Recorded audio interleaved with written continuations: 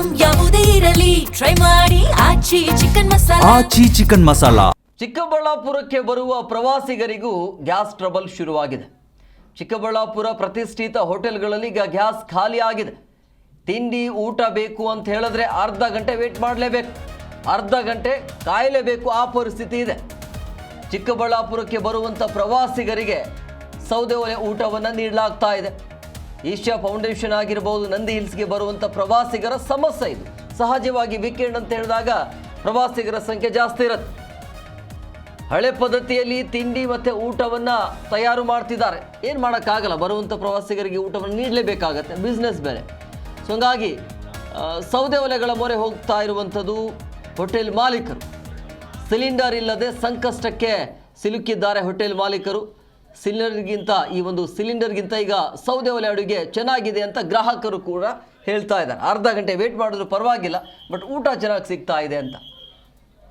ಇದರಲ್ಲೂ ಕೂಡ ಪಾಸಿಟಿವ್. ಈಗ ಪರವಾಗಿಲ್ಲ, ಅರ್ಧ ಗಂಟೆ ಅಲ್ಲ, 1 ಗಂಟೆ ಬೇಕಾದ್ರೆ ಲೇಟ್ ಮಾಡ್ತೀವಿ, ಸೌದೆ ಒಲೆ ಊಟನೇ ಬೇಕಾದರೆ ಇರಲಿ, ಚೆನ್ನಾಗಿರುತ್ತೆ ಅಂತ. ಸಿಲಿಂಡರ್ ಸಿಗದೇ ಇರುವಂಥ ಹಿನ್ನೆಲೆಯಲ್ಲಿ ಈ ರೀತಿ ಸಮಸ್ಯೆ ಆಗ್ತಾ ಇದೆ. ಅದರ ಜೊತೆಗೆ ಆ ರೇಟ್ ಕೂಡ ಜಾಸ್ತಿ ಮಾಡಲಾಗಿದೆ. ಈಗ ಸೌದೆ 1 ಟನ್ಗೆ 5,400 ರೂಪಾಯಿ ಖರೀದಿಯನ್ನು ಮಾಡ್ತಾ ಇರುವಂಥದ್ದು.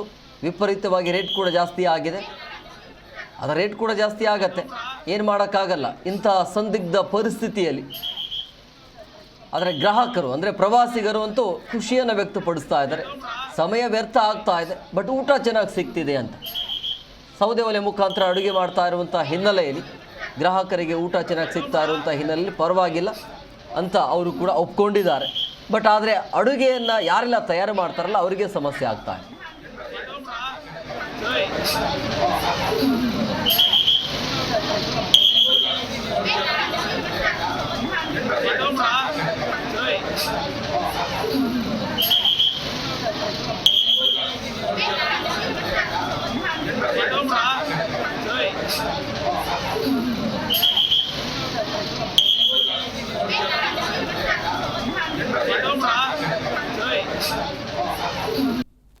ಸಿಲಿಂಡರ್ ಇಲ್ಲ, ಏನಿಲ್ಲ, ಊಟ ಹೇಗಿರುತ್ತಪ್ಪ?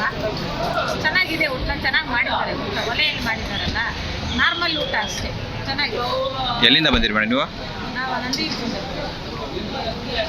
ಸಿಲಿಂಡರ್ದು ತುಂಬ ಪ್ರಾಬ್ಲಮ್ ಆಗಿದೆ.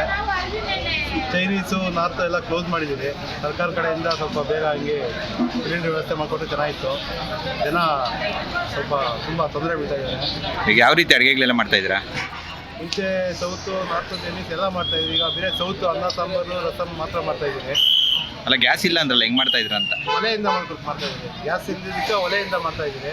ದಯವಿಟ್ಟು ಸರ್ಕಾರ ಕಡೆಯಿಂದ ಸ್ವಲ್ಪ ಬೇಗ ವ್ಯವಸ್ಥೆ ಮಾಡ್ಕೊಳ್ಬೇಕಂತ ಸಿಲಿಂಡರ್ದು ತುಂಬ ಪ್ರಾಬ್ಲಮ್ ಆಗಿದೆ. ಚೈನೀಸು ನಾರ್ತ್ ಎಲ್ಲ ಕ್ಲೋಸ್ ಮಾಡಿದ್ದೀವಿ. ಸರ್ಕಾರ ಕಡೆಯಿಂದ ಸ್ವಲ್ಪ ಬೇಗ ಹಂಗೆ ಸಿಲಿಂಡರ್ ವ್ಯವಸ್ಥೆ ಮಾಡಿಕೊಟ್ರೆ ಚೆನ್ನಾಗಿತ್ತು.